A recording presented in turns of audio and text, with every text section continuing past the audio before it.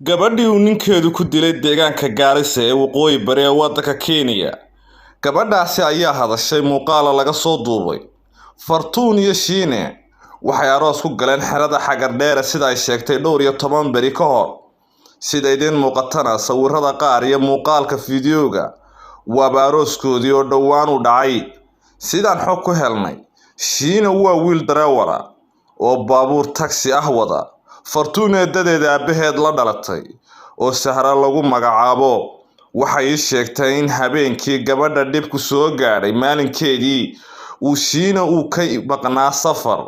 oo aanu joogin deegaanka. Fartuun ay gaadhay guriga hooyadeed oo aan ka dheerayn guriga lamaanaha waxayna ka dareentay xanuun aad u daran oo xanuun dumar. Xilli fiidkii ayuu Shiine uga imaaday Fartuun guriga. hooyadeed weyn ay israaceen oo gurigooda ayay tageen. Fartuun ayaa waxay ka dareentay Shiine isbedel, wuxuuna xidhay oo qafilay albaabka. Kadibna wuxuu qafilay jikada. wuxuu guud ahaanba albaabka jikada iyo kii guriga iyo kii banaanka ayuu guud ahaanba qafilay. Fartuun waxay gashay guriga waxayna ku fadhiisatay joodari ama furaash dhulka yaalay. waxaa guriga ka soo dabagalay Shiine waa ninkeedii, wuxuuna bilaabay inuu dhowr jeer uu gabadhaasi uu dilo. wuxuuna isku soo reebay surwaal lagagaaba macawisna qoorta ayuu soo sudhay. kadib gabadha oo hoos u fadhida ayuu wajiga ka haraatiyay, wuxuuna bilaabay inuu jir dilo muddo saacada. waa siday Sahra oo Fartuun eedadeed ah ay sheegtay. Fartuun waxaa loo soo qaaday weliba si degdeg ah isbitaalka Gaarisa, waxayna hadda taalaa isbitaalka weyn ee BGH ee Gaarisa ee waqooyi bari ee waddanka Kenya. gabadha aan aniga kor istaagay waxaan u daran qaarka sare oo ah wajiga, halkaasoo suharaatuugaga waday uu guud ahaanba wajiga ka bedelay. intaan joogay waxaan u imaaday xafiiska xuquuqda dumarka wafdi ka socda oo Nairobi ka imaaday. laamaha amniga iyo guud ahaanba idaacadaha waqooyi bari Kenya gaar ahaan magaalada caasimadda ee Gaarisa. haddaba gabadhan ayaa lagu tagay isbitaalka BGH ee Gaarisa. waana kan waraysiga laga qaaday gabadhaasi iyo sida ay wax u dhaceen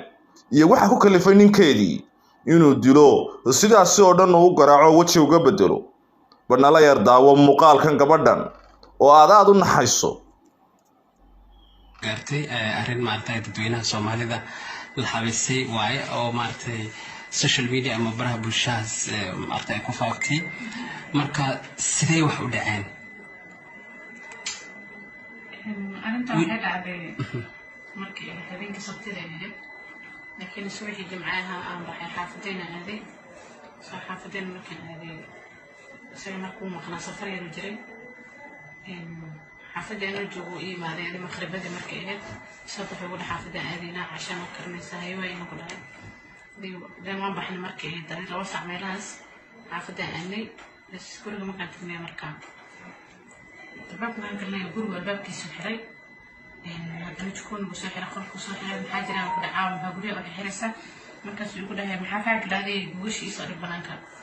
اتفاق صدقي هذا الجودري نسوي به قال كان تصبر هذا نسوي قفلي جودري يعني اسكي قفل استمركان مركان قفل استمر جودري سكر استلم سنة وفي يوم ربحوا وبلاوي عندها مركي من هو هذا نحو أكبر نوع قصدنا halkay ka dhacday Nairobi, Mombasa, Garissa, qaxootiga halkay ka dhacday? Xagardheer. Okay. markii kadib maxaa dhacay? kadib ana meeshii aan soo xabo waxaan kala ogaa ma jirto kadib asagana wuxuu ugu fan karaa buuftay qaranti feed waxaan linka waa soma muddo goormeed maartay markaas qabteen? طبعاً سيارة فبراير تاريخ 28 مركي أنا بيجي في هذه مارس مركي تاريخ كون جو بري أروس بايد هي مارس 19 كوا كان أرنتي هذا بحالة قبته إلى وقت كان مارتاي بحالة قبت الدولة محيطة قبتي ما إحنا قبتي الله تحت دولة قوتنا معها أنا أسكحن وصنا ولي سوق هذا أنت مكانه halkeed ku ogtay asaga ما نقول شيء كلام ما خانق police station ma tegin بلوس تيشن حاجة غير تجي mar war call garis قدي واحد من ديك ويل اخترك حكى لي يقول مرك أنت عليه سوق هذا maxaad codsan lahayd أصلا دولة الدوحة يخون كرتينا وهي دكتور بس dumarka qaarkood waxaa waaye way cafiyaan qofkii wax ku dhiftaa ama dilaa marka xogaa hoosna waad fiirinaysaa maxaad is leedahay haddii maaragtay gacan lagu dhigo miyaad cafinaysaa miyaad leedahay sharciga hamar لا شعبي من ما في بس عرنا okay hadda intee ku daran xanuunka عندها أي ترى wax ma ka arkin وحياة indhaha waxyara ka arkin intee ku macnaha indhaha iyo meel flow wax kaga dhuftay حاول كي أبرك ما هي بدون يلفتي كذا dabeecadaha muu lahaa 19 casho ka horta macnaha markeed xogaa isguursateen kadib miyaad ku aragtay mise marka hore inuu qof dabeecad xun سنة كذا بالدواء عذان ولا صباحين مرة مسكفين maxay ku dheen takhtariinta meel maa ku jaban indhaha ilaa iyo yani ما واحد جوب ما كان لكنه ما لي ما جونا iga maqan lacag oo 100 garaam oo dahaba waxaana qaadatay gabar Haweeye Yuusuf iyo Qaliib Bashiir oo South Africa nin South Africa ku magac dheer oo asagana bartira waaye ninkii naagtu waa isqabeen naagtuna waa Ali Saleemaan waxay yani naag mijarteen waaye Ali Saleemaana iyakoo dhibaataysanaan siiyey dhibaatadiina maantay iisoo yani iguma soo noqon aniga ayay Soomaaliyeed oo iyadoo ooyeysa muuqaal iska soo duubtay waxay sheegtay in dahabkeedii 20 garaam ahaa ay siisay nin ya naagis qaba balse aanay dahabkoodii soo celin ay dhaceen haddaba sidee ayay dhacdadan u dhacday goormees ayay ahayd maxaa ku kalifay in ayayadani ay dahabkeedii oo dhan oo 20 garaam ay siiso nin ya naagis qaba barnaamijka ayaynu ku qaadaynaa ha yeeshee daawada intaynaan barnaamijka u guda gelin haddaad channelka ku cusub tahayna subscribe saar fideogana like saar soo dhawaada barnaamijka daliila muxuu yeelay dhagxumo iyo ilu raadshay daliila muxuu yeelay dhagxumo iyo ilu raadshay midaan u badalanin waa hooyo Soomaaliyeed oo da'a hooyadan ayaa waxaa dahab iyo lacag badan oo si xoog ah uga dhacay nin iyo naagis qaba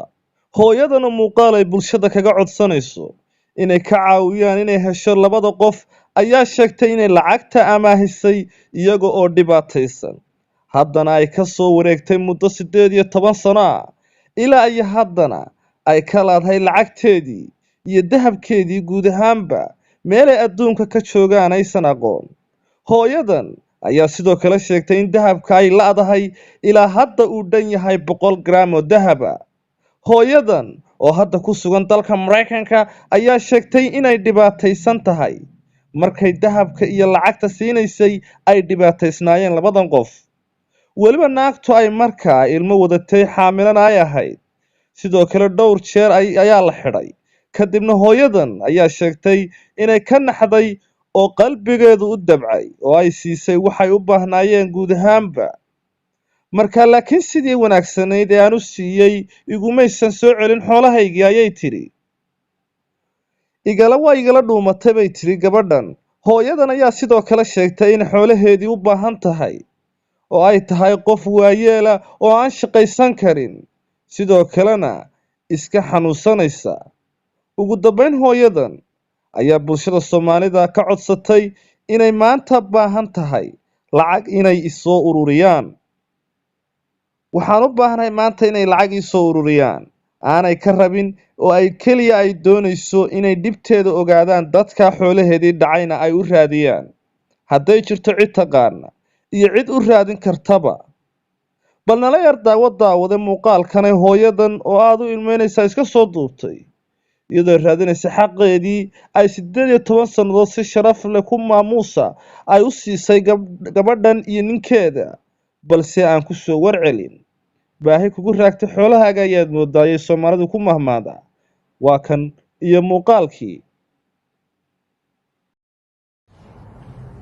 bismillaahi raxmaani raxiim wabilaahi tawfiiq waxaan salaamayaa Soomaalida meel alla meeshay joogto Soomaali ha noqoto Yurub ha noqoto Ingiriiska ha noqoto Ingilteera ha noqoto meel alla meel ay joogtiin aan salaamayaa waxaa jirta Yurub oo idinaan salaamayaa waxaan ahay gabar Islaan Soomaaliyeed oo walaashi eedadiina ama waa habartiin ama walaashiin waxaa iga maqan lacag oo 100